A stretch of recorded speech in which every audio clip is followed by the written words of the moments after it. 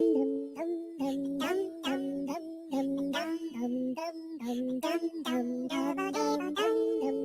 is the moment we needed the most? You kick up the leaves and the magic is lost. They tell me your blue skies fade to gray. They tell me your passion's gone away. And I don't need no carrying on. 'Cause you had a bad day. You think you run down. You sing a sad song just to turn it around. You say you don't know. You tell me don't lie. You work on a smile and you go for the ride. You had a bad day. You see what you like. And how does it feel for one more time? You had a bad day. Oh, you had a bad day.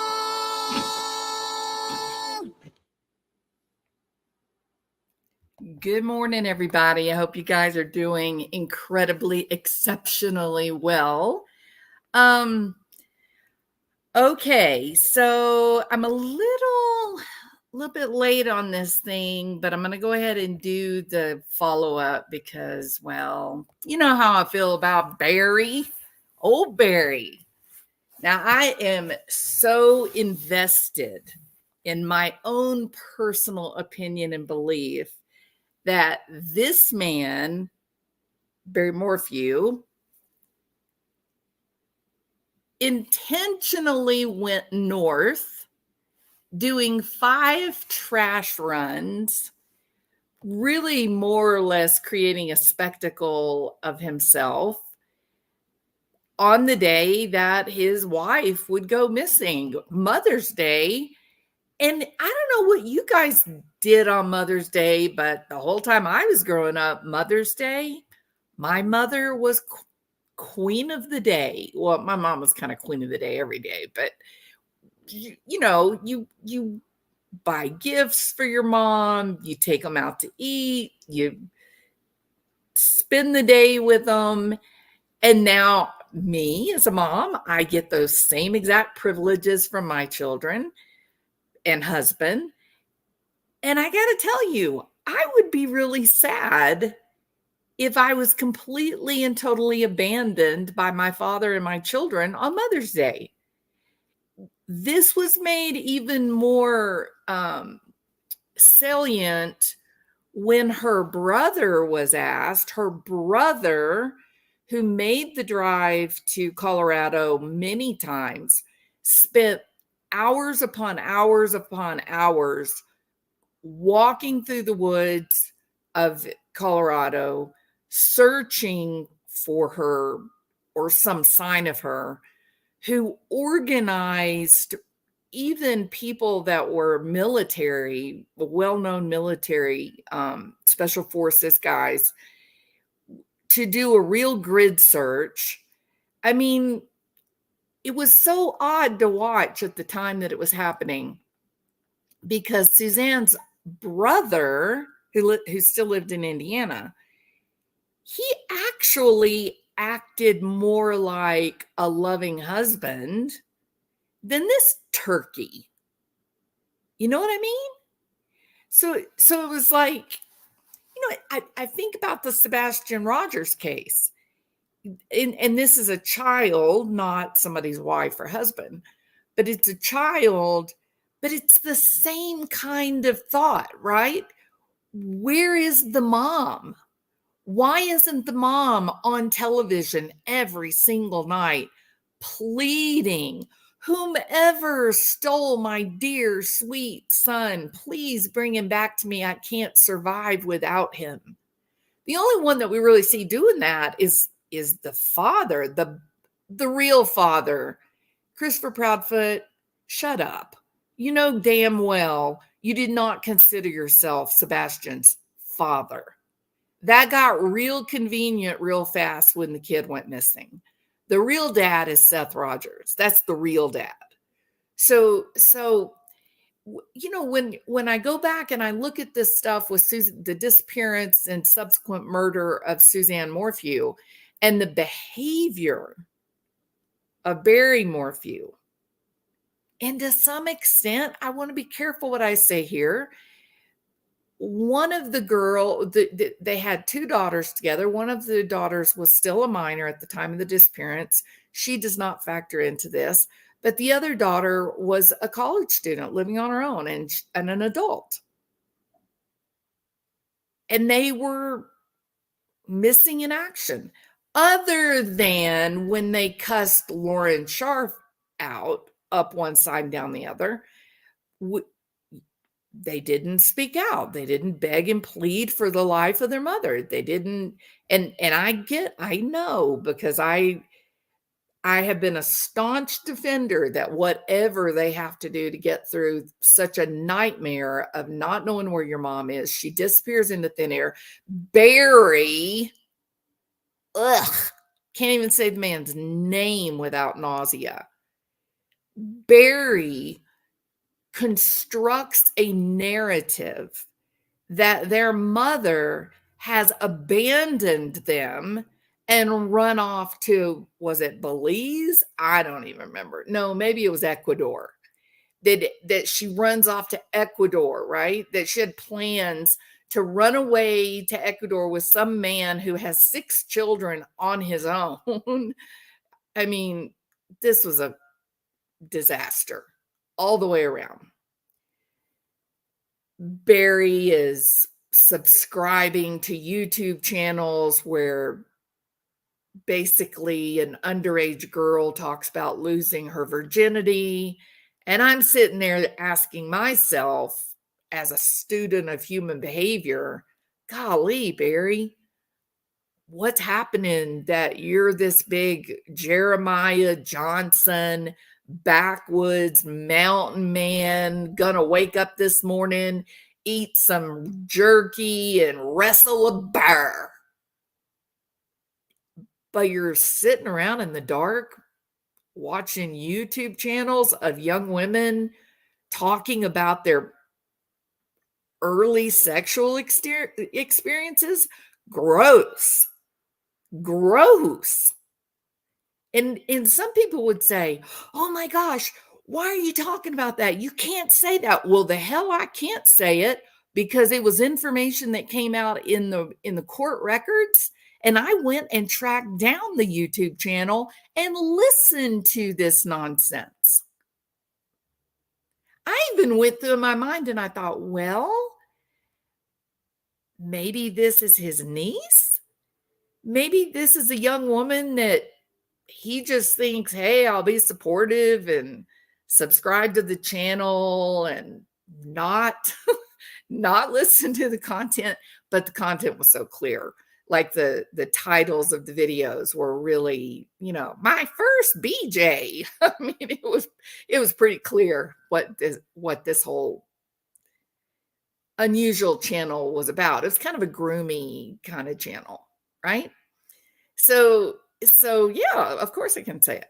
Sure. It's real. It's not made up. It's not a lie. It was in the court documents. It's a real thing. So this deal with Barry Morphew, I just hate saying the guy's name. They had a hearing, let's see if it was the 21st of August. They had a hearing in Denver. Barry is, I watched a couple of weeks ago something on Court TV. They were talking about this case. Chris McDonough was speaking, was interviewed, whatnot. And they really kind of misrepresented the case. First of all, I felt a little irritated with Vinny. It was a bit irritating because I felt like this whole, and then a couple of days before jury selection, or the day of jury selection, the charges were dropped. And I was like, could we get a little more detail here just to make sure that we're covering historically accurate information? The reason that it was blocked is because Barry's hunting buddy, Judge Lama, threw out all of the evidence. the expert witnesses were not going to be able to testify. And then again, for historical relevance, the reason that they threw that out was as sanction, because the damn prosecutors were they incompetent? I mean, I thought so. I thought, listening to the preliminary hearing, I was there for the preliminary hearing along with Vanessa on from Unmasked, and it was just a clown show. It was like a three-ring circus. It was terrible. And Iris Eton absolutely mopped the floor with those ridiculous prosecutors. Now I was watching the hearing that they did recently on the assassination attempt of Trump, and the sniper that was on the panel, who he did not take the shot at the would-be assassin.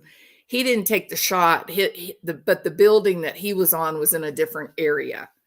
But he was on the panel, and he was there to attest to the fact that the Secret Service did not want any communication with local law enforcement, to include the rooftop sniper teams. But you know, and Blackwater, the representative from Blackwater, the guy who started Blackwater, he later sold it, but the Blackwater guy, he was there. And they said, the reality is that when things go so off the rails, like on the day of the attempted assassination, you're left with two choices, really, logically speaking. You're left with the choice of, is this complete, unadulterated incompetence that then led to a dangerous situation? Or was this a plan? Was it intentional? Were the problems, the mistakes done in order to set up the freedom of an assassin to take his shot? And I do think for that panel, they acknowledged that it could be unadulterated incompetence, but to them, they were really starting to lean toward, no, this was part of the overall plan to allow that assassin up on the roof and allow him to take those shots, right? And so when I look back over this whole Barry Morphew arrest, and I mean, it was a disaster. It was to break it down into each successive mistake. I'd love to see someone like Martin Smallwood do that.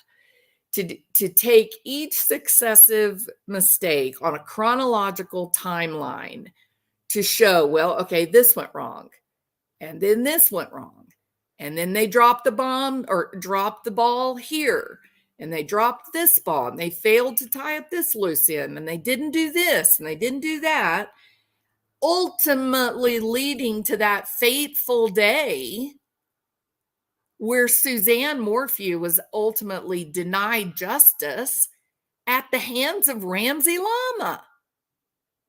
He did it, but he was justified.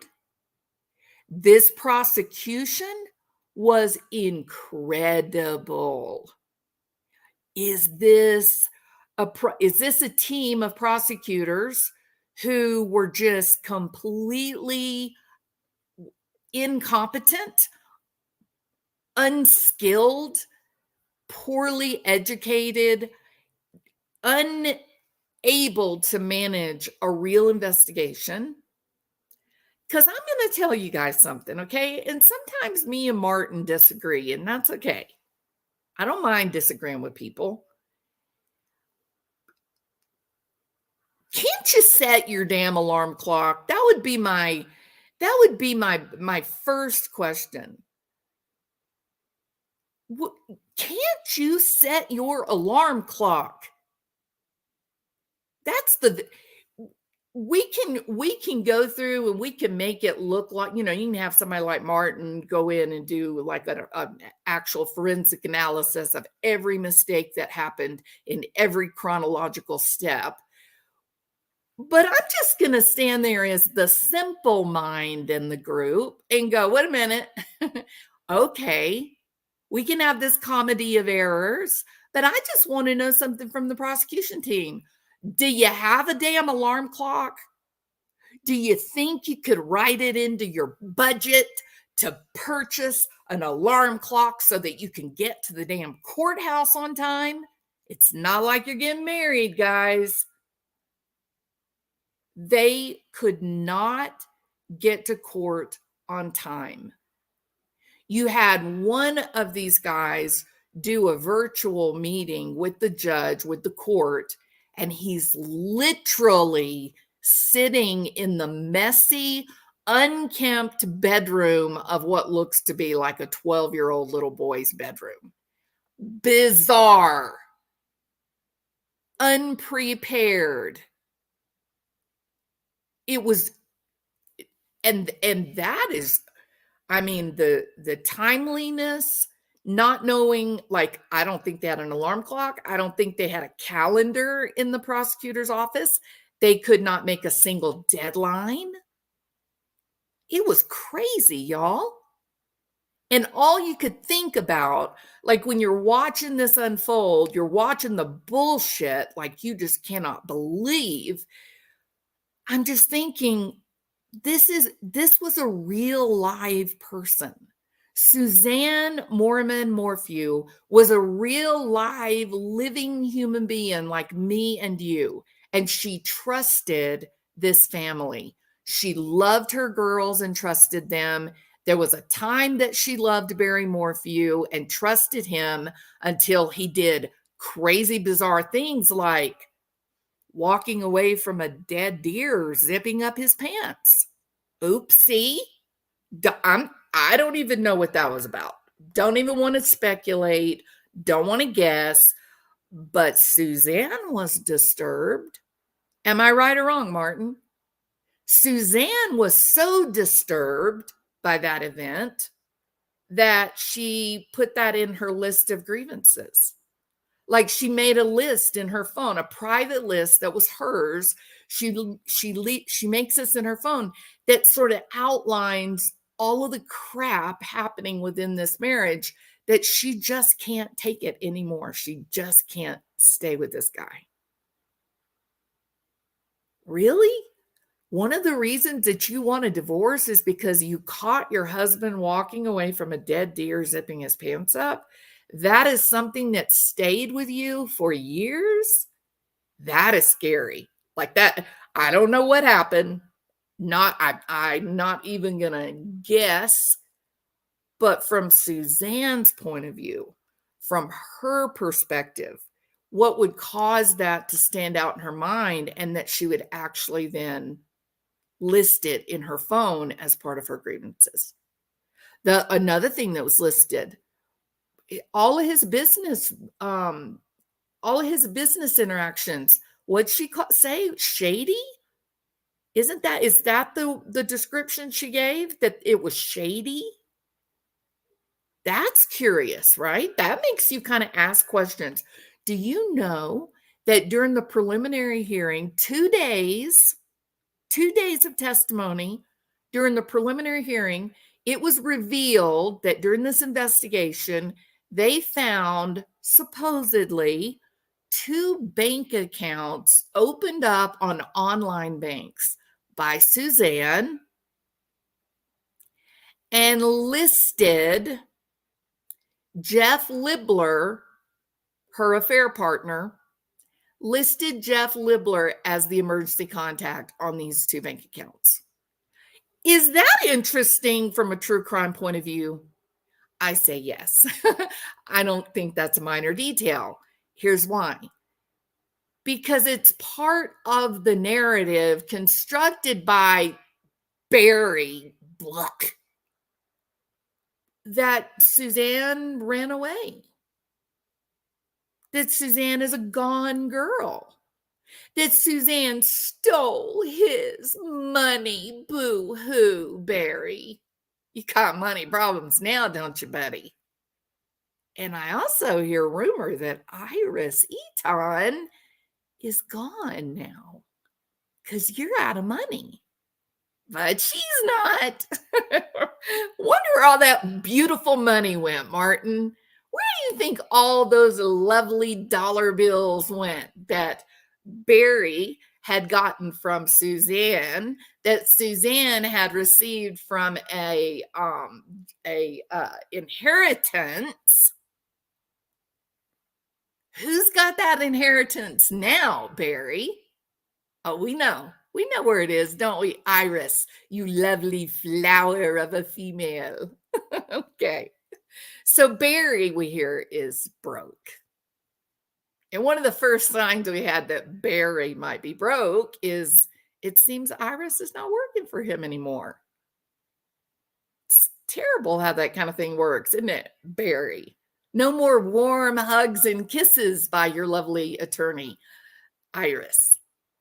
All right. Now then, so the list of grievances, like Martin says, the list of grievances is incredibly instructive to the investigators. It's really interesting information there. And the fact that they find these two bank accounts that were opened online, Suzanne's accounts, Barry not mentioned on them anywhere, but the emergency contact being Jeff Libler, correct? I could not believe my ears during the preliminary hearing. Do you know that this group of prosecutors did not subpoena the bank records of these two accounts? Isn't that crazy? You didn't. Barry is telling you guys that he's got, what was it? Was it $65,000 missing out of his safe? I think it was 65. That he had $65,000 in his safe in the garage, protected by, multiple generations of the Deere family. I mean, Barry, come on, man. How many dead corpses do you have to have around you to feel warm and fuzzy? Like, are you a psychopath? What's happening that you need all those dead corpses hanging on your walls? I'm just curious. You know what I mean? Okay, so Martin says it's $70,000 that Barry tells the investigators, yeah, I got money missing from the safe. I guess, Barry, when the murderer / rapist returned Suzanne's car back to her garage after killing her and driving her all the way down to Saguache County, dumping her in a field, they decided to return your car. These are like some softer, gentler types of rapist, I think. Like, these are a new version of criminal that I had never really encountered, where they're being respectful of your private personal property, Barry. And so, like any kinder, gentler murderer, rapist, kidnapper, they return your private property to the garage, park it nice and neat, and then they also happen to have like a locksmith with them who can break into a gun safe and then steal your $70,000, but only part of your money. They're a kinder, gentler criminal, Barry. They only took part of your money. Your story, Barry, is bullshit. And these prosecutors did not go, oh gosh, we have two bank accounts proving Suzanne was probably setting up a new life somewhere in Ecuador. We're just going to use it. We're not going to invade her privacy. We're not gonna get an affidavit. We're not gonna look into those bank accounts. No, no, no. We don't care if someone in Ecuador or Belize or Brazil has a bank card and is accessing the $70,000 that are sure to be sitting in that bank account. No, we don't care about that. We just want to help Barry construct the narrative that she took off like a gone girl. I mean, is that what the hell was going on? Again, I'm asking these questions based on a congressional hearing on the would-be assassin of Donald J. Trump. They said it themselves. At some point, you have to stop and, as an investigator, and ask yourself, is this in fact unadulterated incompetence on the part of these prosecutors? Or is this all done strategically as a setup to facilitate some unknown end?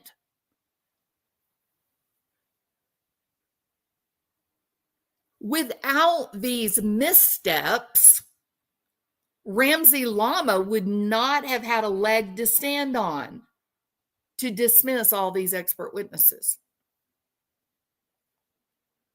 So 2 bank accounts opened by Suzanne with Jeff Libler's name attached to them, and no one, not a single one of these prosecutors or investigators says, hey, here's a novel idea as investigators. Let's look at the bank accounts. I mean, hell, Barry already had her declared dead with the help of his adult daughter. Of course, you could get a view as an investigator into the damn bank accounts. Of course, you can look and see what was the original deposit in these accounts. Does it amount to the $70,000 that Barry is saying is missing?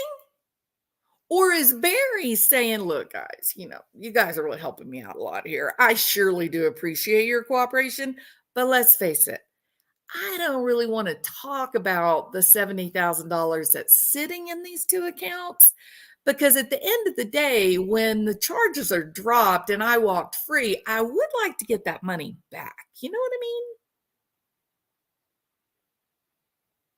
This is wild speculation.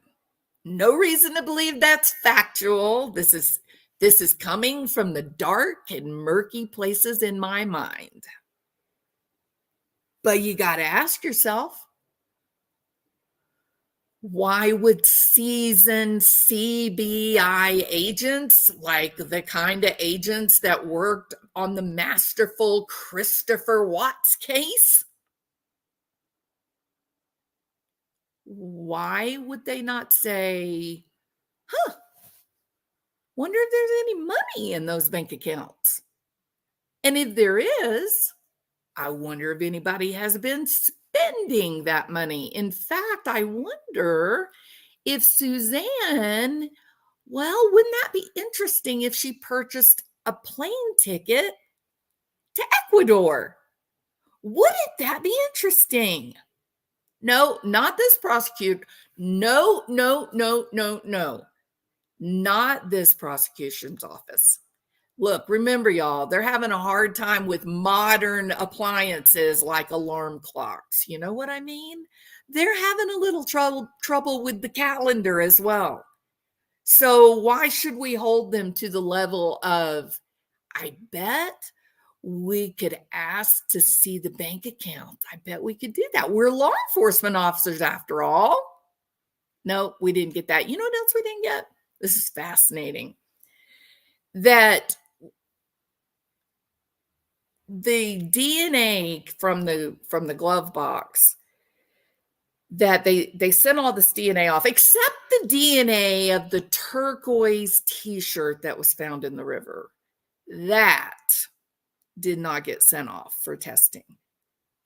That's kind of interesting, isn't it? Considering Barry Black said that she was dressed all in turquoise. She was all dressed in her cute little turquoise bicycling outfit, although he didn't see her. He just heard her snoring. Maybe because she was sleeping in her daughter's room. But nobody tested the turquoise shirt. Nope. But we did test some obscure DNA from the glove box. And interestingly enough, there really was not very much DNA anywhere in the car, except in some very specific places, and it was Barry, his DNA.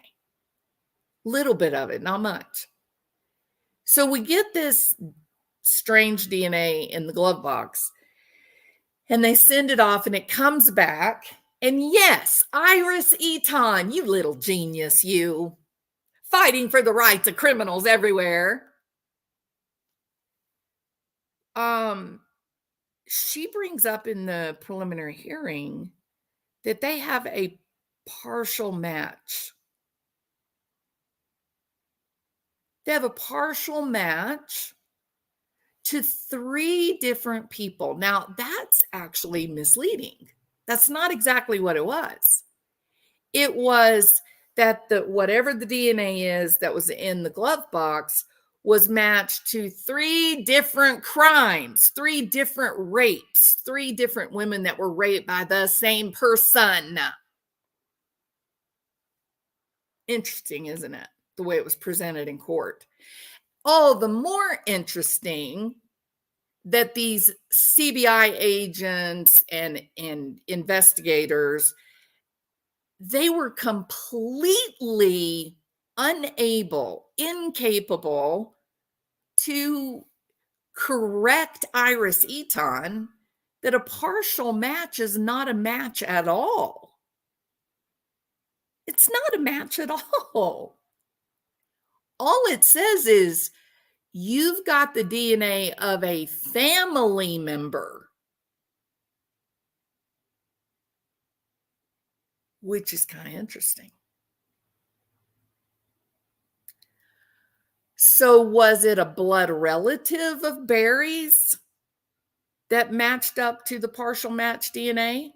Was it a blood family member, biological family member of Suzanne that matched up to the glove box DNA? Was it maybe one of the girls, maybe one of their boyfriends? Maybe there's a partial, a biological family member. But or how about this novel idea? Barry purchased this vehicle from someone in Indiana as a used car. Maybe that DNA lurking deep in the recesses of an obscure glove box, maybe that was already there from the previous owners.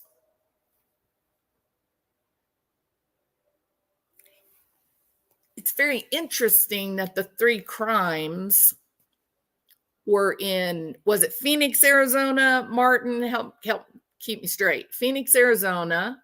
Oh, Illinois. Jeff Lippler actually lives in Illinois. Jeff Libbler lives in Illinois. Someone in Phoenix, Arizona, and there was another Arizona location, correct? Maybe the car wash guy, maybe the bicycle repairman, correct? Well, isn't it interesting that Barry seems to now be living, I don't know, somewhere in a like rundown, drug infested trailer park somewhere in Arizona? Or at least he visits there a lot, right, Barry? So maybe this is just some of Barry's buddies. Maybe it's some of Barry's friends. Maybe it's some of Lippler's friends. Maybe it was simply someone who had serviced the car. Partial match is not at all correct. The DNA could have come from Scott Banks. He was from Arizona. I don't know who Scott Banks is. Martin?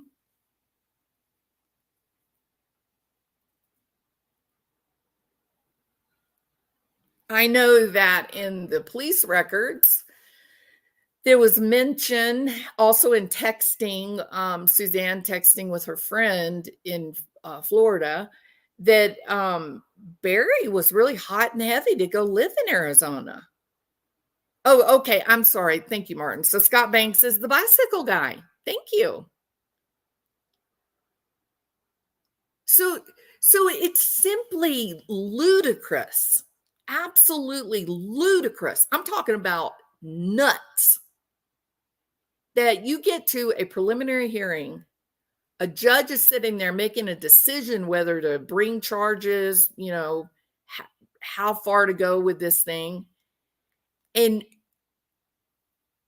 some might say, though certainly I would never say such a thing, some might say an unscrupulous attorney. I would not say that, Iris. I actually made a video about you, Iris Eton, where I covered that you are a super lawyer, that you are brilliant, and that you have gotten some, I'm talking about dyed in the wool criminals. You've earned their freedom for them.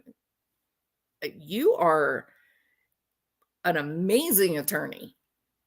But some might, in a speculative fashion, say an unscrupulous attorney might try to mislead the court.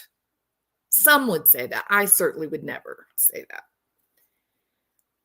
So this partial match, if you go back and you read the court, well, the court transcript, you will see where she states that she says that it's a partial match, and then she goes on to talk about the match. Wasn't a match. This was a problem with lingo, with vocabulary choice that is specific to the profession. This is a problem with lingo.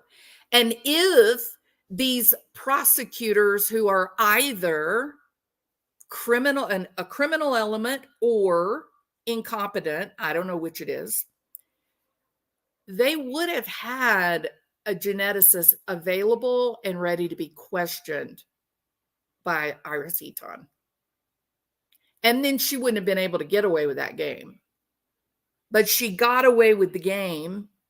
She was able to confuse people. There she is. That is the lovely super lawyer Iris Eton. She would not have been able to get away with that little game if the prosecution had been prepared. That's all you needed. You just needed a professional to get up on the stand and say, yeah, so I know a partial match does sound, I mean, you're using that term match, but it's really not a match at all.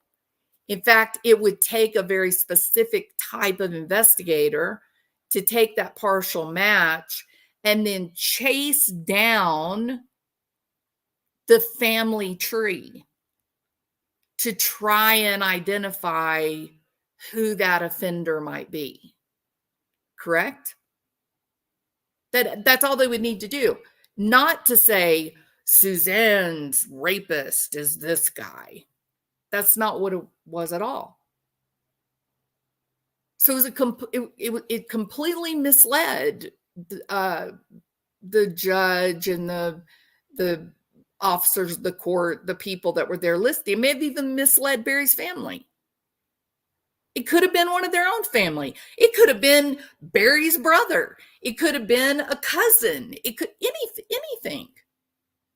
As long as it was like a biological kind of, or which is kind of what I think is the whole Scott, what is it? Scott Banks? Is that his name? Yeah, Scott Banks. Yes, just family DNA. Exactly. And when all it takes is a quick Google search. What is partial match DNA? And it says, in terms of law enforcement, prosecutors could have used this little Google search. In terms of law enforcement, it says, it's not an indication of guilt. It's simply another avenue of what? Investigation. It's just another avenue of investigation. So what it would mean is this: if you have Scott Banks He's the bicycle repairman, right? And Suzanne had recently had the bicycle serviced. So let's say for whatever reason he had to, like, maybe the button that opened her hatchback, maybe it was in the glove compartment, right? So he reaches in, he presses that button, leaves his DNA like Koberger on the knife sheath, leaves the DNA. They come along later, they pick it up and they go, oh, we got some DNA. It does not match Barry, does not match Suzanne. So who could it be? And they go, well, we don't know who it is. Whomever it belongs to has never been arrested or didn't do 23andMe or anything like that. So we don't really know who it is, but it's very interesting because we have 3 crimes that match part of this profile. It's not, oh, this guy that left this DNA committed these 3 crimes. That is not what it is. The guy that pressed the button, a family member of his committed these 3 crimes, right? It's just it's just another lead in an investigation. It's not even the guy that left the damn DNA there. Think about that. But Iris Eaton, because she's a super lawyer, well, she completely flabbergasted and confused the prosecutors. They were like, now what? Would you explain that to me again, please? They just didn't get it. And they didn't have the geneticists to come up and talk about it, so they could get it. But I still think it's so interesting that we're talking about Illinois and Arizona, both places that Barry Morphew has connections to. Both. That is interesting. I mean, one would think at some point, if nothing else, Barry kind of has some questionable friends. Martin Smallwood, riddle me this. Of all the men that kind of hobnob and hang out with some fairly shady characters, who would be the guy that you would think has some questionable friends? I would say Barry has some questionable friends, some curious friendships. DNA was found on the glove box and the back seat of Suzanne's Range Rover, as well as on the bicycle. My guess, it's the bike guy. That is 100% my guess too, Martin. And again, it doesn't mean the bike guy is the rapist, because it would be a full match to the rapes. It was a partial match.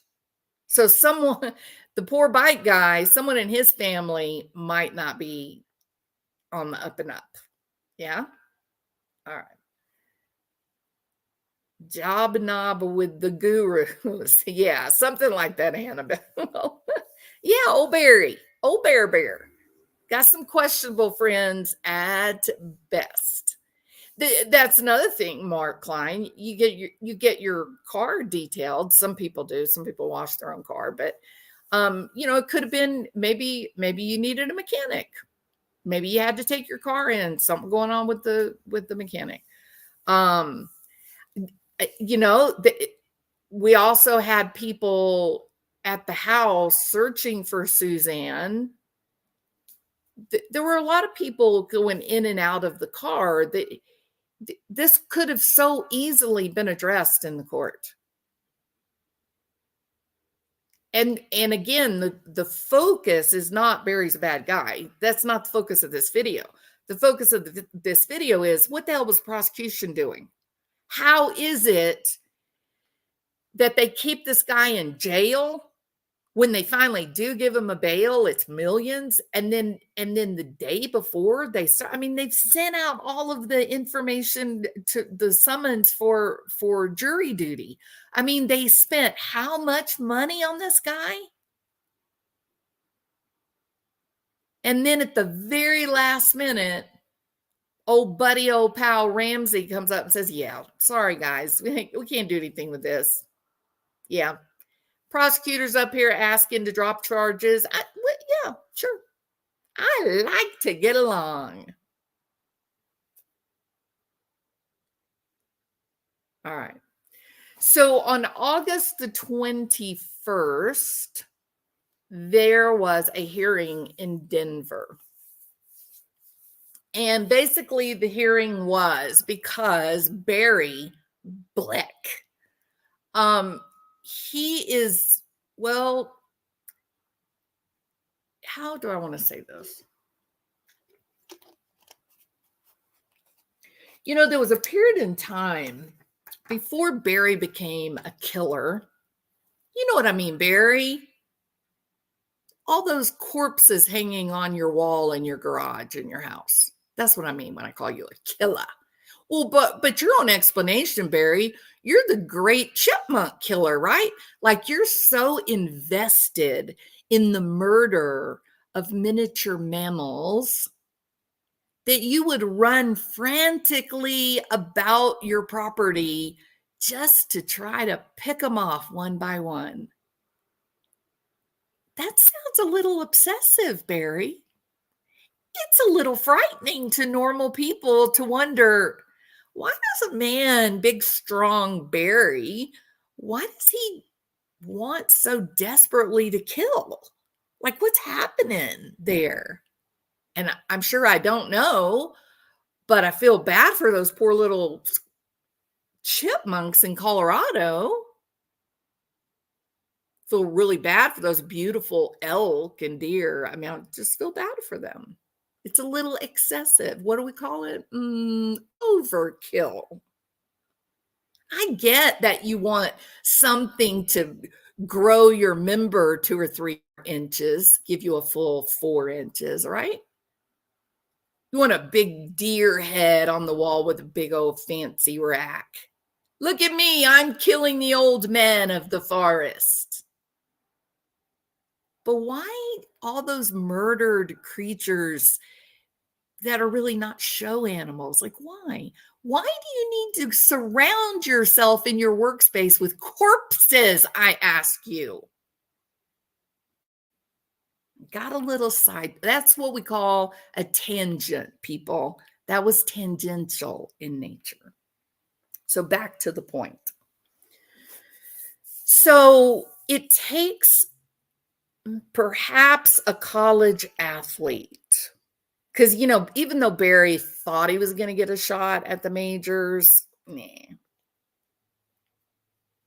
he lacked a little bit in terms of just the basic skeletal integrity of his body to actually play in the major leagues. But he's a good high school athlete. But what is it that these kids learn when they're in athletics? What is the very, very, very best defense is a powerhouse offense, correct? If you're weak in defense, then you've got to really build up offense. You've got to just like rack up so many points on the board that your shitty little defense won't hurt you too bad. And so perhaps that's what drove Barry Black to the decision to say, you know, these people arrested me. They took my freedom from me. They didn't let me vote for Donald Trump twice, damn it. And I wanted to because everybody else was cheating. And I want to cheat too. Oh, well, I mean, you do that though, don't you, Barry? You're a cheater, aren't you? You serial cheater? Suzanne thought you were. That speaks something of integrity, your ability to live honestly with authenticity. But in terms of offense, you say, well, what if they come for me again? Like, what happens if some little new bit of information bubbles to the top and I could actually have my head on the chopping block again? What's the best way to stop that from happening? What's the best way to keep me and my stones safe? I know. I'll just go after them. I will become the aggressor. I will become the hunter, and I will go after Linda Stanley and the boys in an effort to keep my ass out of jail again. Correct? And that's what they do. They end up, I can't even remember, they sued how many of these prosecutors and investigators? I mean, it's the craziest crap you've ever seen.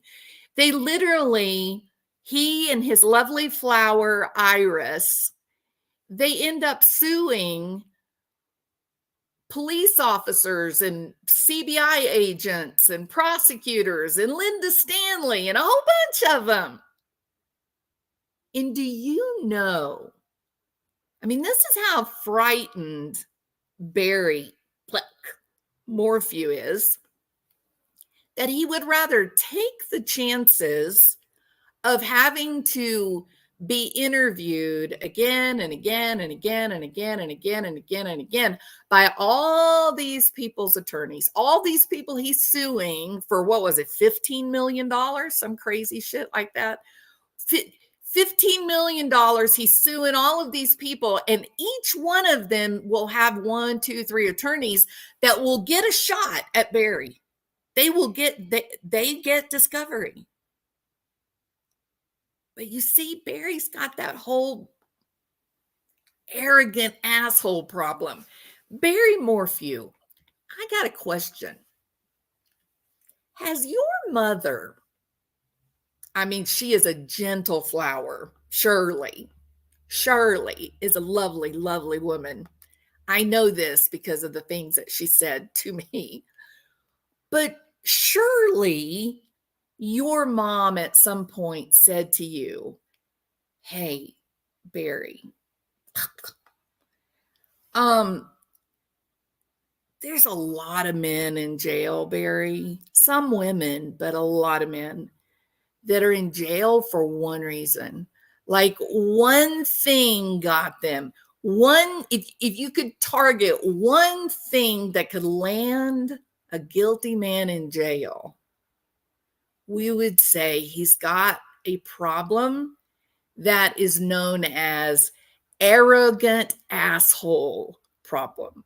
You see, the arrogant asshole problem, that's one that leads a man to believe that he's smarter than everyone else, that he's more handsome than everyone else, that he's a greatest storyteller, fictional tales, than anyone else.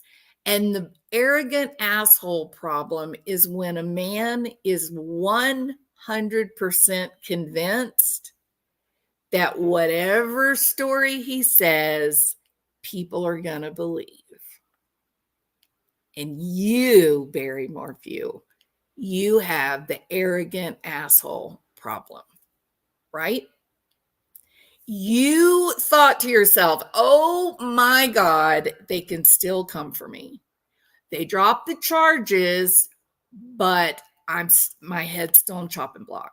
If they come up with some new information, if they, God forbid, find Suzanne, they're coming for me, dude. So what do I have to do? I have to interfere with the investigation. I have to somehow disrupt any further investigation to try and stop them finding anything that can come back on me. And Barry and his lovely flower, Iris Eaton, the great defenders of criminals everywhere, they said, we are going to sue anyone that was connected to this investigation. We're going to sue them. we're going to ask for $15 million from all these assholes. And they'll be so tied up in legal stuff that they won't even be worrying about me, little old Bear down in the crappy trailer house in Arizona. Isn't that right, Martin? Martin says 27 people were sued. I don't think Barry believed that the petals would fall off of his lovely flower, Iris. I think he thought Iris was deciduous, that no matter what happened, Iris was swept away with love and lust for Barry. Now, right, Barry, because you're a hottie, right? That's what you think? He's a hottie. He just goes around sweeping ladies off their feet wherever they are, whether they want it or not. And he thinks he can control women, make them do whatever he wants them to do. And if he can't, then he'll just shoot them, damn it. That's just metaphorical. I didn't mean that like in real life. But isn't it weird, Barry? Like as soon as your money was gone, so was Iris. You didn't count on that, did you, Barry? Come on, Barry. Tell us the truth. You didn't count on the lovely Iris abandoning you, but she did. There is, in fact, another attorney who is now working hard to support and take care of Barry. Her name is Jane Fisher Byrelson. She actually is an incredibly talented attorney who was involved in the, what was it called? The Central Part 5. So that is an interesting story to look at as a side note. I'm not going to get bogged down in that, but I do think she's an incredibly interesting attorney with, clearly knows what she's doing. So they had this hearing on August 21st, several days ago, a week ago. And it was in Denver. And Jane is asking them to please, I'm sorry, I got that backwards. The 27 people that are being sued by Barry Morphew, what I think is a strategic move. He thought that would keep him safe of any further prosecution. These attorneys for the investigators and prosecutors have gone to Denver, made their case in the U.S. District Court for Colorado in a 2.5-hour hearing, basically asking them to throw out the lawsuit.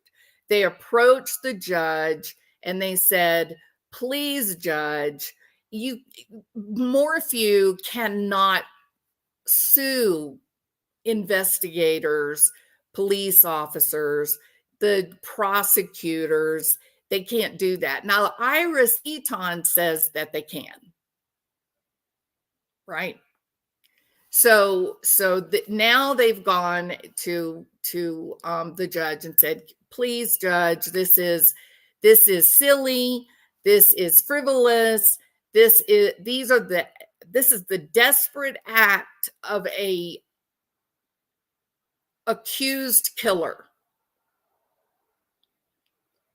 Whether it's murder, whether it's manslaughter, whether it was a terrible accident that Barry just tried to cover up later on, however it came to pass that this man was arrested and spent time in jail waiting trial for the murder of his wife. And at the last minute, Linda Stanley jumped up and said, well, we don't have the body, so we need to wait. We think this hilarious. We think we know where her body is, but right now, because of snowpack, we can't get to it, which makes you think that it's, in the high country somewhere. And we can't get to it, but in the spring, when the thaw comes, we'll be able to reach it. And then it's found actually in an agricultural, basically pasture. I don't. It's not even a pasture. It's like a high country desert kind of thing. So anyway, they've asked now, please, just this is wrong. This ain't gonna work. So his claim is that the Chaffee County, the sheriff's department, the CBI, the prosecutor's office, they violated his constitutional rights through malicious, that this was a malicious prosecution. And you got to stop and ask yourself, hold on a damn minute. Barry, he had only lived in this area for 3 or 4 years at the time, right? He hadn't been there very long. And like, why would they choose to be malicious against him? He would have to explain under what circumstances they would be motivated for malice. Like, he would have to have done something to piss them off, and then them turn around and use lawfare against him, right? But I can see Barry, because he's got this whole arrogant asshole problem, I could see Barry say something like, oh, well, of course they had malice toward me. They didn't like me. They just didn't like me. Well, Barry, do you have evidence that they didn't like you? Like, is there anything, any kind of proof that they didn't like you? Well, yeah, nobody likes me. If that made you smile, put a 1. Okay. So yeah, so his evidence is the law enforcement didn't like him because no one likes him. Right? Except maybe Shoho. I think Shoho likes him, but other than that, not so much, right? So he's saying that they violated his constitutional rights, specifically the right against malicious prosecution. He's claiming that the investigators that they used false evidence against him. And this is a little peach, the little nugget, that they also withheld evidence that was favorable to him. Favorable, Barry? Like what? So the judge in this case is Daniel Domenico. I'm a little nervous about that. But he says, well, I intend to issue a written decision in the next couple of weeks. So he's not going to judge from the bench or anything like that. So let's see, we talked about the fact that there were so many prosecutorial violations during this investigation, during the time that Barry was in jail, that Judge Ramsey Lama felt like he had to dismiss all of these expert witnesses. Now there were other sanctions that he could have done. He didn't have to say, you don't get any evidence. I mean, that's kind of what Lama did. He said, you guys are so incompetent and horrible. I'm not going to let you even put on a case. And at that point, then Linda Stanley said, please, Judge, please, we just need a little more time to get Suzanne's body out of the snowpack that's been there for years. Anyway, Lama said, sure, that's great. I'll release that. We'll just dismiss this case. And if you find some evidence later, you can recharge. I don't think Barry expected that. I think he was probably mad when he heard that his friend said that. He was like, no, I don't want him to be able to bring a case. And so then now he had to come up with a way to maybe avoid being prosecuted sometime in the future. And maybe he thought somehow suing these people, maybe I can have a big payday that Iris will get half of. Now Iris has abandoned him. So they had during the August 21st hearing, they asked to dismiss the lawsuit. the attorneys said that the these government officials acting for the county or for the state, that they are under law and that they are completely immune from this type of lawsuit. And it was just completely frivolous. There were 27 defendants. Iris Eaton says, no, you're not, you're not entitled to have this immunity. It's just crazy, right? It's just crazy. She claims they knew there was no probable cause to arrest Morphew. And Iris, I got to roll my eyes there. Sincerely. What do you mean there's no probable cause? Really? And then Jane tells Judge Domenico, there's no suspects in this case. Well, sleeping with the enemy is a real thing, right, Iris? So Iris knows half of nothing is nothing. Sure, she's not a fool. This woman is not stupid. And in some way, look, I'm all about girl power, okay? It's terrible what happened to Suzanne Morphew. It's terrible that Suzanne believed this Joker's BS. It's terrible that she trusted him and married him. It's terrible that she wasted a lifetime with this Joker, other than she had her two beautiful daughters that she told her best friend over and over and over again how much she loved her girls. It's terrible that, just like we know happens with the statistics, the most dangerous time for any woman is, and men for that matter, is trying to get out of a marriage with an abusive asshole. That is the most dangerous time.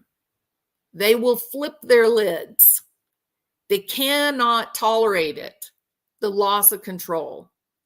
And in some ways, I wonder, and I don't think Martin believes this. This is completely from the dark, murky, scary recesses of my mind, okay? I think Barry stinks to high heaven.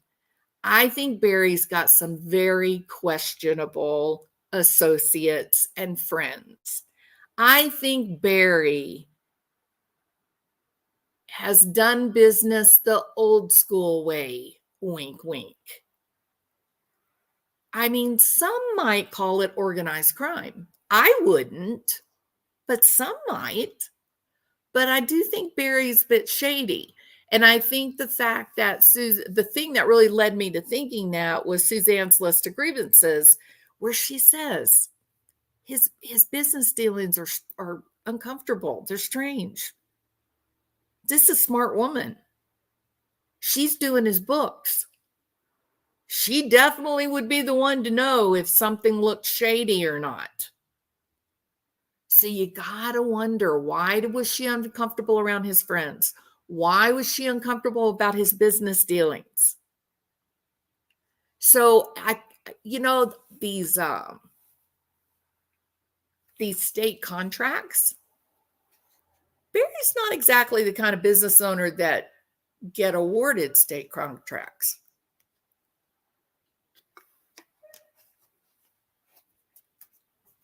Those people usually are people with a established history, right? Their books are in perfect order. So it's kind of strange. There's a lot of lawsuits. I guess some people would say Barry is litigious. Yeah, he kind of apropos that he ends up, in this situation that he's in. But he is, he has definitely used the court for his own deeds. And so I do look at this suing the 27 officials, acting in a professional capacity, by the way. I do think that is consistent with Barry's behavior, his historical behavior. I think this is what he does. Barry was gambling with silver. Man, I bet you Barry is sad as hell right now about his silver supply gone, because silver is poised to take off. It's getting the gold is just about to a point where it'll be hard for it to get any higher, but silver is way undervalued right now. Jane thinks Barry's best search buddy is a suspect and had access to BAM.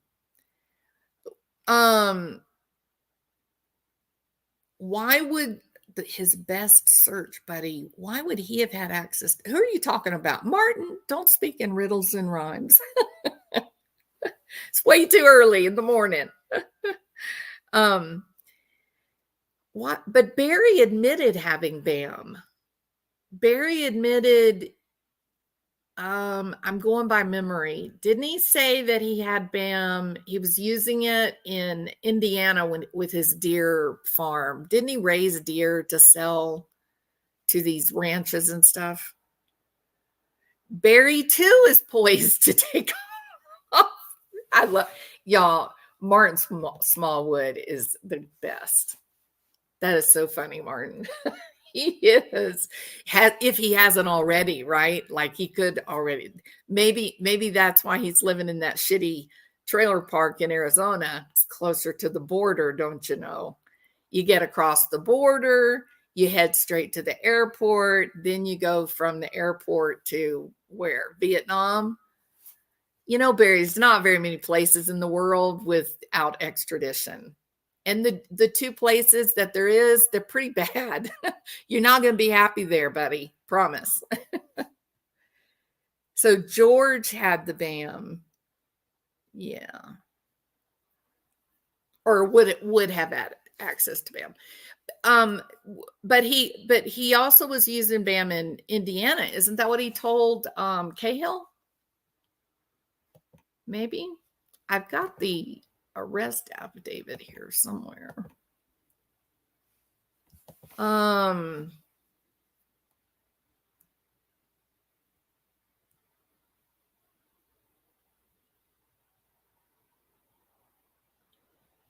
Let's see. I'm not going to go through all 129 pages, but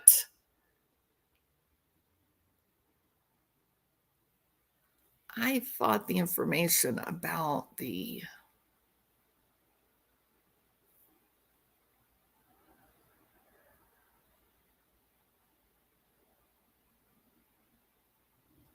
gosh, as I go through this, my memory, I just get angry all over again. Let's see, the computer activity. I'm speaking from the arrest affidavit now. I guess I could share that with y'all so y'all can see it. Hold on a minute. Let's see.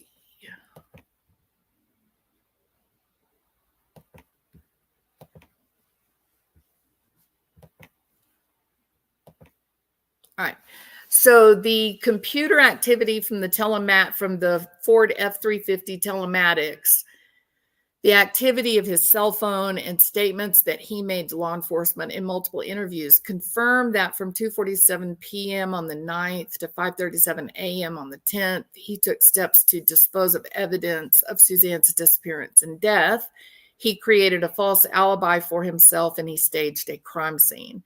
In recent months, following the presentation of evidence, he has changed critical details about his activities in the 2 p.m. hour on May 9th. He's changed more than that. Since January 21, Barry is admitted to chasing a chipmunk. Those poor little chipmunks. Barry, you ass. Chasing a chipmunk with a gun around the house while Suzanne was just sunbathing. Yes. She was just lying in the sun, relaxing, soaking up some rays, and Barry, like a crazy man, was running through the house and around the house with a gun, shooting at a chipmunk. And Suzanne just laid there, resting, basking as a sun goddess. It's not what happened. She was already gone before then. Shooting a deer with a tranquilizer dart, BAM. Disposing of the tranquilizer solution, BAM. Now, see, riddle me this, Martin. Would you have ever put this in the damn arrest affidavit? Sincerely. Disposing of the tranquilizer solution during his trip to Broomfield. Where's the evidence, investigators? Is that what you did?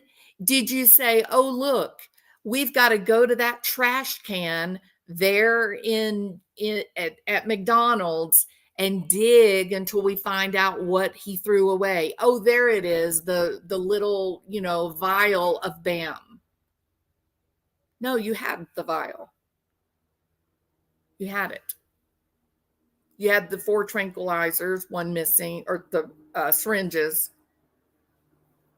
Why would they put this in the arrest affidavit? There's literally no evidence to show that he threw the tranquilizer solution away in the trash can. That's just fantasy. It's fiction. Then they went on to say that he followed a bull elk down Highway 50 in the 4 a.m. hour on May 10th to explain why his truck would be headed west, where the helmet was discarded. This is so clumsy the way this is written. Let me explain what they were trying to say there and it's just not, oh, hell, y'all can't see that. Hold on. There.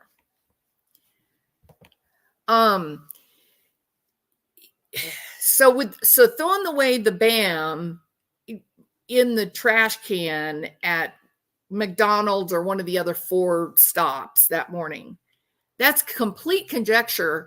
They have no proof or evidence, nothing to support that statement. Nothing. But then you say, well, but Suzanne's hat, her helmet, was found, so they believe that he threw the helmet out the window, right? And so then they say, okay, well, how are we gonna be able to say that? We got to have some proof. We have to have some way to support why we believe that his truck was even down that way, that he could have thrown it out. And that's where they came up with oh, look, we can see from the GPS or from the cell phone that he was in that area. And even though a good defense attorney can fight that information, we can use that to put pressure on Barry and say, hey, Barry, we know you were down there. We know you drove right past that helmet. We believe you're the one that threw it out.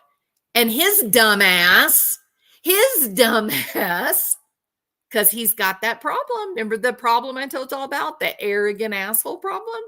The arrogant asshole problem led him to say, oh, yeah. Well, yeah, I mean, I did drive down there, but I was just looking at, an elk was losing his horns. Yeah. Like he was getting ready to drop his rack. And so, I just followed him to see, hey, where is this herd of elk going? And that's why I went down there. So the arrogant asshole problem led Barry to say, you guys are right. I was down there. So they could put that into the affidavit.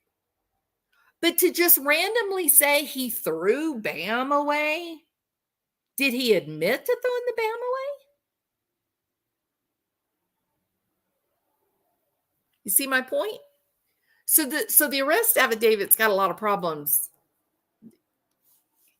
as well that could be challenged by a competent defense attorney, but they were also able, to use the arrogant asshole problem to get him to support their conjecture, to buy into or to verify their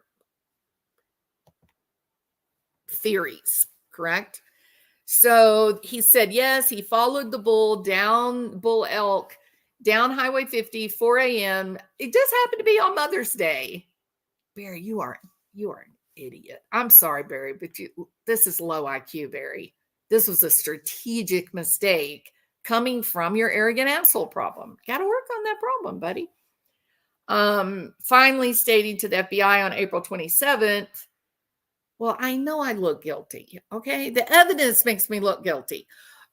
Iris, your boy is saying to the investigators, look, y'all, I know I look guilty.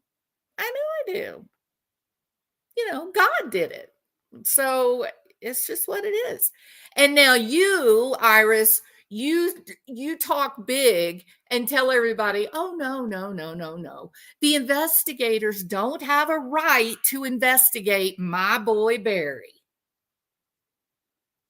What?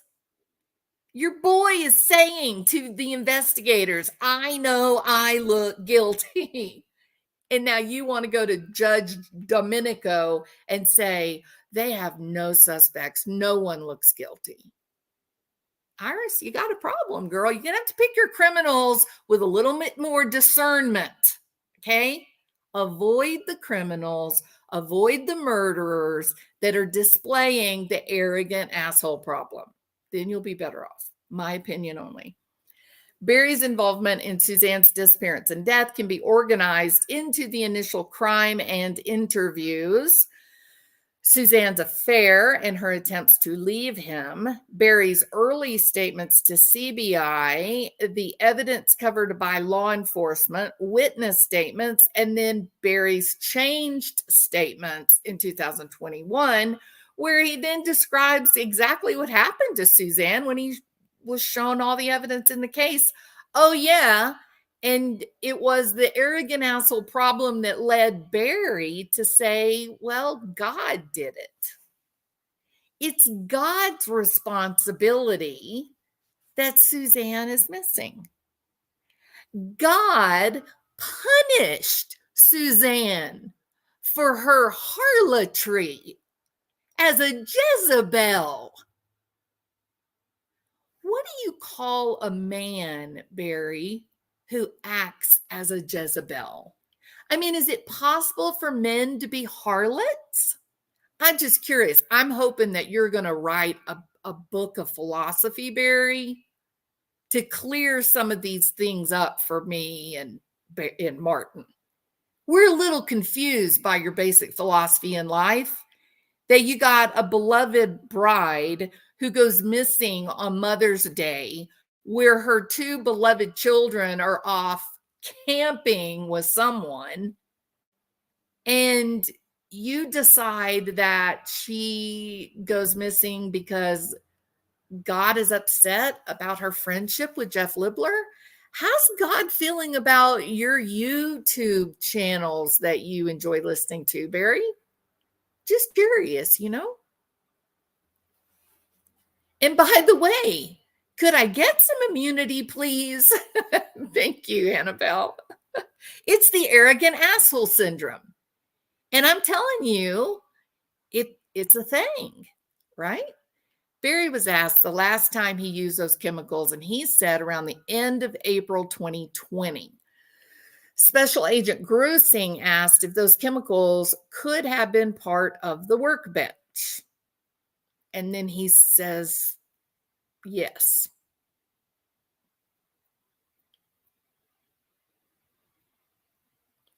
Well, I don't know about that, Pam Frenchman. Seems to be some confusion on that point. I thought the camping trip was debunked. Well, see, I don't know, Diane. Arrogant asshole syndrome, he always will. Yeah, the whole camping trip thing is a disaster. And I wish we still had access to those videos because they were masterful. He cleaned off before he went to Broomfield, and he said, could have been.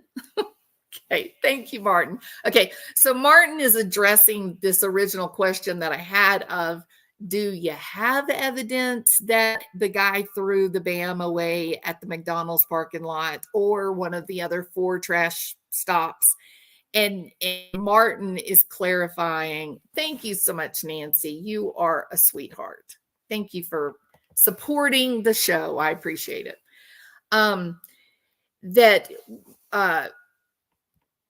Martin is answering that question for me because I said, why would you just include this? It's just theory. It's just a fantasy at this point. You don't know that he threw the BAM away. You don't.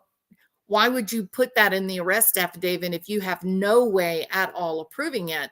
But Barry's answer again, Martin is telling us, and look, Martin knows this evidence, the facts, the telematics on this. He's your Morphew encyclopedia. Truly, he knows it, front, backward, sideways. He says that he told the investigators that he last used BAM in April of 2020. Then Grusing asked if the chemicals were part of the workbench that he cleaned off before he went to Broomfield, and Barry's answer was it could have been. Instead of no, or of course not. I haven't seen it since I moved here in Colorado, or I didn't clean my workbench off, or whatever, right? Thank you, Martin. That is why, Martin, when I talk about Barry Blick, I really like it when you're here because you know the details. I kind of know the vagaries and I'm like, oh my God, what was the exact fact? And then Martin comes up, he always brings facts. So, all right. That the tranquilizer dart evidence could be explained from him shooting 2 deer with a dart gun near his house, where he sawed the horns off. And I don't know how many hunters I know. My husband knows. I don't know. Okay, this is part of the whole good old boy system, right? They've never heard of anyone sawing the antlers off of a deer. Never. Like, you just don't do that. Aside from it being highly illegal, and I don't think Barry Morphew cares about the law. Okay, just let me clarify that. My opinion only. My opinion. He doesn't strike me exactly as the kind of guy that's too worried about, the statutes. You know what I mean? All right. So let's see.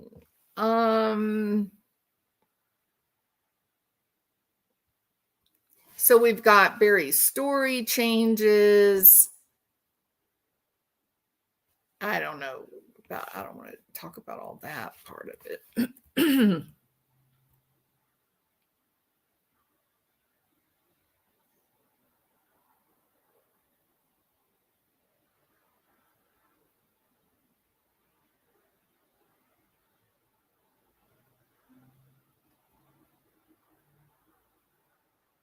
Oh yeah, I'd forgotten about this too. I think this is really notable. So dispatch was informed about a missing person, Suzanne Morphew, and that her husband Barry did not have cell service, that his neighbor was contacting saying, we're looking for Suzanne Morphew. Her husband is working, but he's driving back from Denver. Cell service is terrible in this area. And so we haven't really been able to talk to him or anything. Well, then they came up, they had the telematics, and they're like, well, actually at exactly the time that Barry is saying, I can't talk to the cops because I'm driving through the mountains of Colorado and I don't have cell service. In fact, the old harlot himself, Barry, was in his hotel room in Broomfield, had perfectly great cell service and phone service. And he had a landline that he could have picked up the phone in the hotel room and called him. So it's nonsense. He's a liar. You're a Jezebel and a liar, Mr. Morphew. All right. I thought it was interesting too. We really made it, how do I want to say this? We really made it a thing not to talk about the kids, the daughters, the two children, even just the adult daughter. We just didn't talk about it. Just the position that this is a nightmare happening in their family. Kids being exposed to domestic violence is a nightmare. You have to respect what they're living through. You can't implicate them in something, but for me, specific to the phone calls, I found it interesting that the only daughter that he talked to was the eldest daughter. I thought that was interesting. It doesn't mean anything about the daughters. It talks about his frame of mind, what he was thinking. All right. How long have I been live? 1 hour and 30 minutes. 1 hour and 30 minutes, Lisa. All right. So there you have it. I feel like we're getting close. How you feel about that, Barry? You feeling good? You feeling secure in your old age?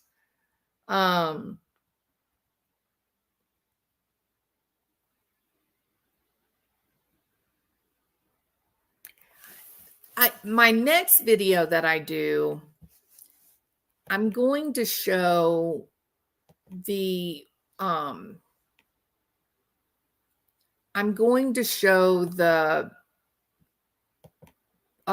police cam where Barry pulls up and gets out of the truck. He's just made the drive back from Denver, and he gets out of the truck. Now, he's been driving for hours, right? He's been on the phone back and forth with his daughter. And he's kind of had time like to acclimate to this idea that his wife is simply missing, right? Nobody knows where she is. He knows they have not been getting along. They're not close. And that Suzanne has really said the fateful words, "Hey, Barry, I'm done with you. I don't care what you've been doing all these years. I haven't cared. I don't care anymore. I just want out of this. I want to do it in a respectful way as possible. I don't want to burden the girls, more than they've already been hurt by what we've done. And I just want this over. I just want this to end. I don't want my money. I just want out. I want away from you. I can't stand you. You're creepy and you're weird. And I want out. I want it over with, right? So he knows this. Like, he's aware of it. He's living it. So, I mean, if you look at their phone calls, they didn't talk on the phone. They didn't communicate during the day. For weeks on end, there were no messages. He would stay gone from the house for days and days and days. She would have no idea where he was. He knows there's no real marriage. He knows that, okay? And yet, when he gets out of the truck after this long trip from Broomfield, he knows what's going on. He's kept up with George and others, and he hears, everything that's going on. And yet when he gets out, "Oh, I'm so weak with grief. Oh, where is it? Where is it? Where's the bike? Where's the bike? I need to see it." And it's like, shut up. You're so stupid, Barry. You have arrogant asshole syndrome, Barry. Why are you acting like you've been on your honeymoon with your beloved and you've just spent a night of wild, passionate sex, and you can't wait to get back to the love of your life? And you find out, oh my God, she's missing. Oh my God, my life is over. My life has changed forever. That's not what happened at all. You knew damn well she's done with you. You were done with her. Neither of y'all were done. But it was y'all didn't have any feelings for each other except perhaps animosity. So why did you get out in this weakened state? Oh, where is it? Where's the bike? Right? And then something critical happens. he says the fateful words, and everybody standing there goes, "What the fuck?" Everybody goes, "What?" They kind of look at, "What? What'd you say?" And that's where the next video is going to be. All right, we're going to start at where is the bike? All right, that'll be the beginning. Yeah, see, damn it, Martin. Damn it. Martin knows. Like, he knows the exact word. It's not, where's the lion? Was it a lion? What was it, a mountain? No, it was just lion. Lion. And everybody went, lion? No, I ain't lying. All right. So that's where the next video will start. But Martin is not allowed to come because he ruins the punchline because he knows all the facts. Oh, Epic Goldie. I think they are definitely going to get him. They are definitely going to get this guy. I'm absolutely convinced of it. Yeah. Yeah, right. He goes, lion. And everybody goes, yeah, you're definitely lying. No question, you're lying. All right, everybody. Listen, y'all are awesome. Thank y'all so much for, I mean, you just come and just let me talk. And I just love that because I like to talk. So thank y'all so much. Say, shut up, you big faker. I know, right, Hannah? Look, when I watch those videos, I'm literally yelling at the television. I'm literally yelling at my computer screen. I'm like, no, Barry, you're wrong. Oh, you liar. You know that's not true, Barry.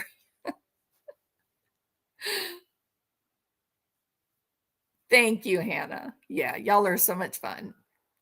All right. Anybody else have any opinions on Barry the lion hunter? What do y'all think? Y'all think are they coming for him? Thank you, Hot Mess Equines. Thank you so much. Lions and tigers and bears. Oh my.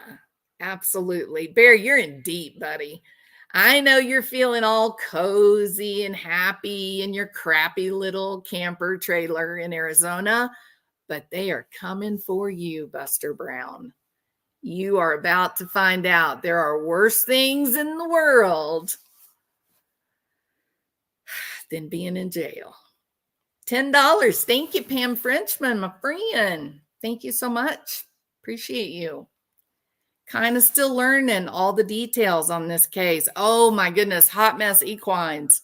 So much information. This is a great case. If you're coming into the case and you really weren't here in the early stages, oh my goodness, there's so much information. So much information. They looked like a beautiful family, just like the Watts. That is absolutely Vicky Carpenter.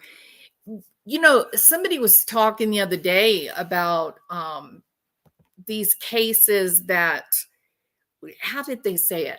They said something like, you know, the cases that get the attention of the media, it's the wild and crazy cases that get promoted by the media. I disagree completely. I think the media is picking up on the cases where the family members, the friends that are affected by the crime, that they're movie star beautiful, right?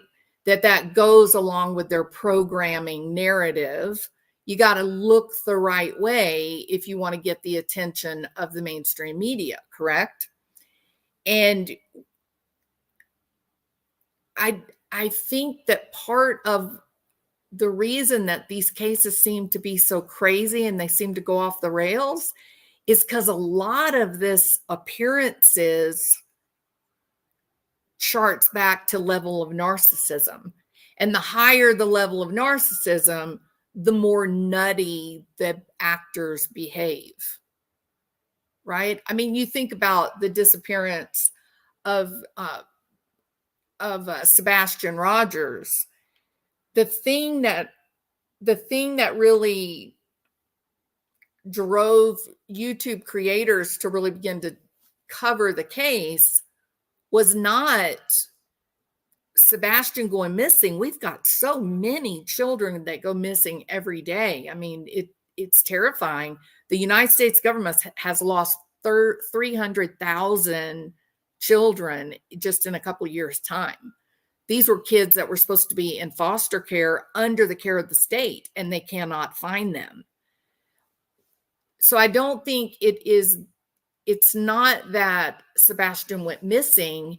It was Christopher Proudfoot's obnoxious, outrageous behavior that made all the YouTube people just like flock to the story.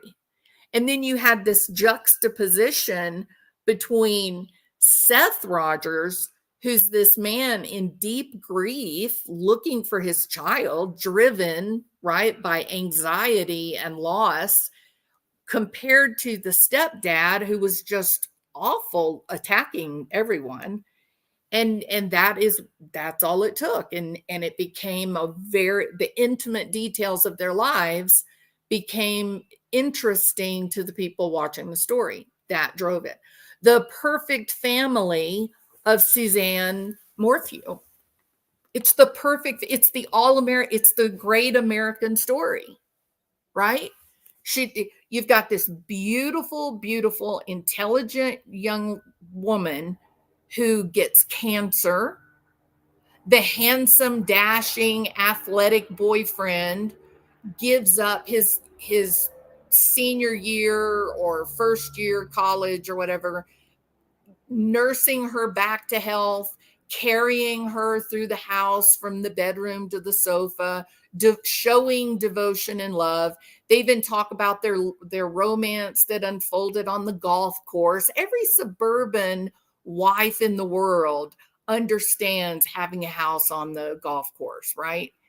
And it just, the whole story, even Barry, he was a Major League Baseball. He signed with the Toronto Blue Jays. Yeah, but he lacked structure. He lacked physical foundation. Barry, you are weak, buddy.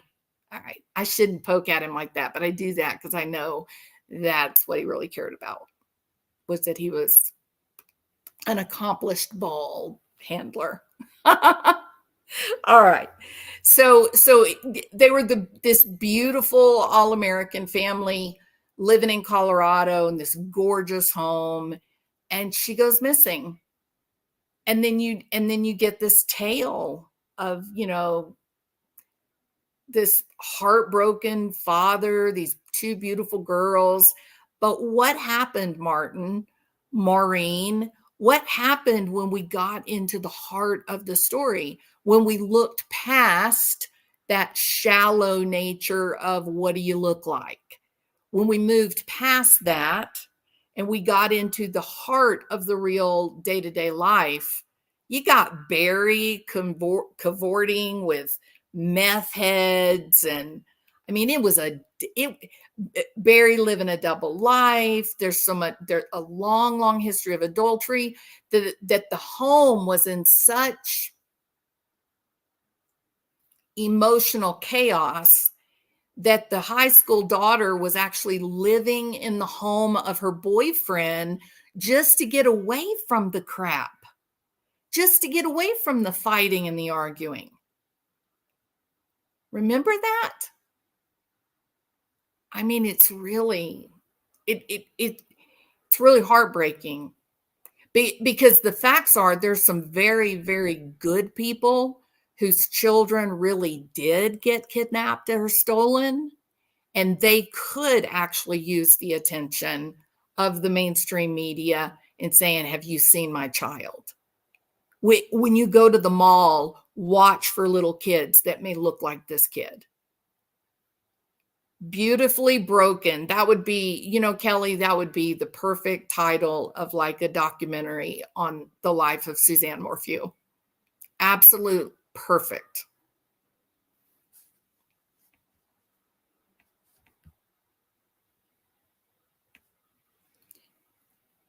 The direct quote from Melinda, Suzanne's sister: Barry is one who lives a double life, a liar, an adulterer, a bully, one has to have control, cunning. Barry fools people a lot. Barry loves money, and he treats his wife and his daughters as trophies. That's it right there, isn't it? I mean, that is everything you need to know about Barry.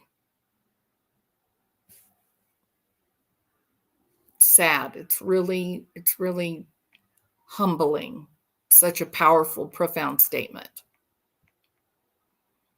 Melinda advised that her sister was a codependent person and was very dependent on Barry.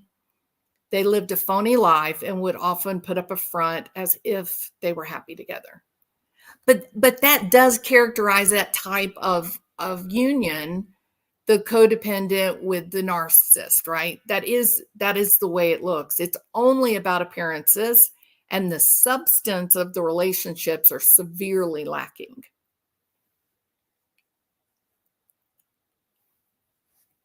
Oh, I like that. Look at this one. Yay. Barry Morphew. Look, black. Barry, I just want you to know something, buddy. I named my bird after you. Barry. Barry behind bars. You know something else, Barry? We know why the caged bird sings, and you shall too. Yeah, I completely believe they're coming for him. Absolutely believe it. So we got right at 100 people. If you believe that Barry will be arrested again, put a 1. If you think Barry is home free and Colorado will never do anything to him again, put a 2.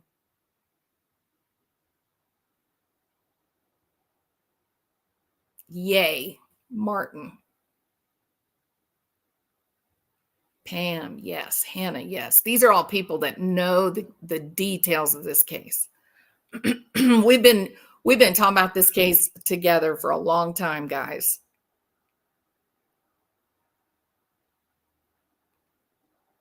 That's so great. So great. Donna Burns, how are you? Good morning, Lady of Angels. I hope you are well.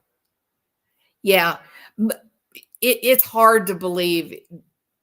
They got to get there. If Judge Domenico goes ahead and dismisses these charges as they should, or dismiss the lawsuit, not charges, but lawsuit. If they'll go ahead and do that, then it's open season on Barry Morphew. They're coming for him. They know the truth. We knew the truth. We all know the truth. The Barry story is too ridiculous it's told by a man who has great confidence in his ability to lie. It's such an absurd story. An intelligent person would never let that story pass their lips. It's absolutely ridiculous. All right. So they're coming for Barry. I have great faith in Judge Domenica to throw out this frivolous lawsuit. I hope that they charge Barry with obstruction and frivolous lawsuit and everything else that they could throw the book at him with, and then let Suzanne Morphew speak. Bring the charges, put him in front of a jury, and let the evidence of the autopsy tell the tale. She deserves to be heard. There's another point. They found a glove there where her body was found in Saguache County. Remember, the inside of that glove is going to have DNA on it. I wonder, do you think Shoho Dark has lost any of her gloves?